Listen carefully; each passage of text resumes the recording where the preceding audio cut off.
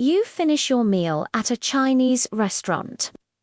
The waiter brings the check, and with it, those familiar fortune cookies. You crack one open, read your little slip of paper, and feel that sense of Eastern wisdom. But here's the truth. Fortune cookies aren't Chinese at all. In fact, if you go to China and ask for one, they'll have no idea what you're talking about. Fortune cookies are about as Chinese as spaghetti and meatballs. They were actually invented in America, specifically California.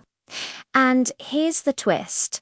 They were most likely created by Japanese immigrants, not Chinese.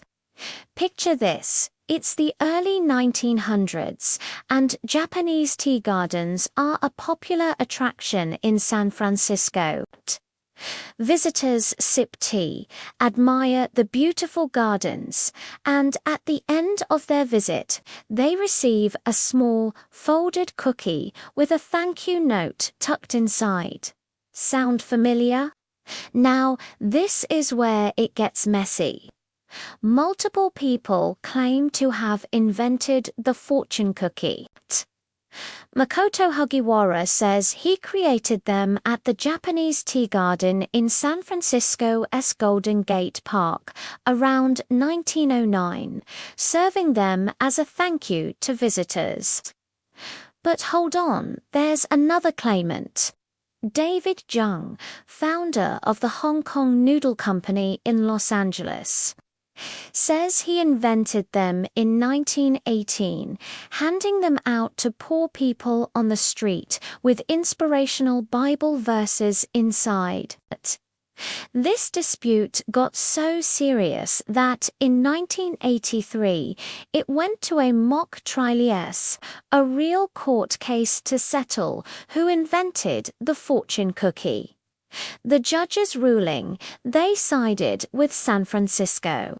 So, how did a Japanese creation become so strongly associated with Chinese food? World War II changed everything. When Japanese Americans were forcibly sent to internment camps, their businesses, including those producing these cookies, were forced to shut down. Chinese American entrepreneurs saw an opportunity, recognized the appeal of these little cookies, and started producing them for their own restaurants. After the war, soldiers returning home had grown accustomed to them, and fortune cookies exploded in popularity at Chinese restaurants all across America. They became so linked with Chinese food that most people just assumed they were an authentic Chinese tradition.